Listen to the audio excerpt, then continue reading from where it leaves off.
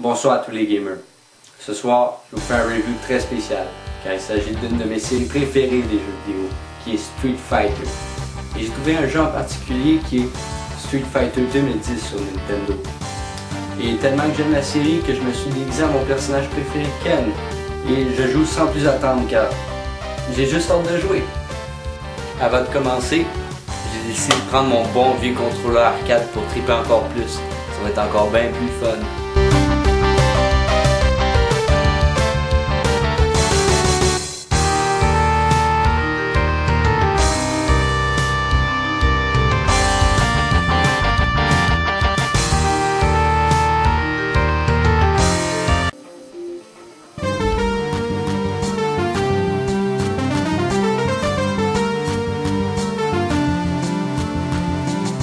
Hey, ça parle de Ken en partant.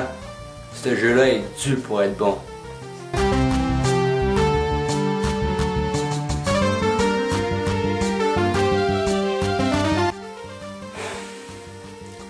Bon, l'histoire est un petit peu longue, puis ça parle pas vraiment de Street Fighter, je vois aucun lien, mais je suis sûr que ça va valoir la peine.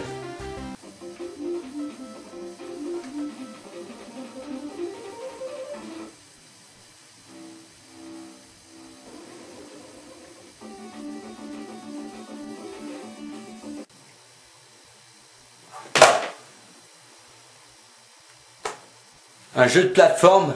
Street Fighter, un jeu de plateforme? J'ai de la misère à suivre là.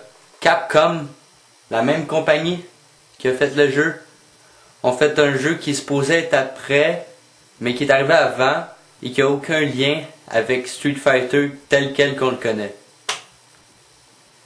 Je pense qu'il reste juste à plugger mon vieux contrôleur.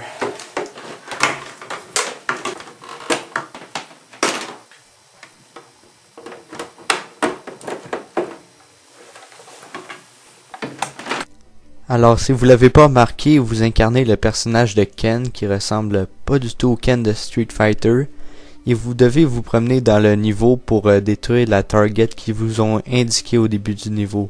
Comme dans ce niveau-là, c'est un espèce de petit démon. Au fil du niveau, vous pouvez ramasser des power-ups qui vont vous permettre de tirer vos boules plus loin et malheureusement, ce ne sont pas des Hadouken. Dans ce niveau-là, le boss est pas très difficile, mais il faut quand même s'habituer aux contrôles qui sont, je dois dire, très bien. Le personnage peut faire plusieurs prouesses comme monter sur les murs ou sauter très haut. Et quand vous réussissez à battre votre adversaire, vous devez vous diriger rapidement dans le portail pour aller vers l'autre niveau. Dans le jeu, il y a plusieurs types de niveaux comme des combats avec juste des boss, des niveaux qui défilent vers le haut, des niveaux qui défilent aussi vers la droite et d'autres sortes de niveaux comme par exemple... Ok, c'était totalement inutile. Vous me demanderez sûrement ce que le jeu a en rapport avec le Street Fighting ou encore le vrai Street Fighter. Eh bien, ils ont peut-être remplacé quelques personnages comme par exemple Balrog par un genre de rhinocéros, Guile par un gars qui fait de l'électricité, Chun-Li par une espèce de robot qui pitche des boîtes ou encore Bison par l'homme-plante. Non, aucun sens. Mis à part que le producteur avait peut-être un peu trop d'imagination en pensant qu'en 2010 on aurait des espèces de suits pour aller combattre les aliens, je dirais que la musique du jeu est bien, les contrôles sont bien, même c'est très amusant et bref, un bon jeu. J'ai-tu dit ça? Un bon jeu? Même que il était tellement bon que je me suis rendu jusqu'à la fin. On vous montre des extraits.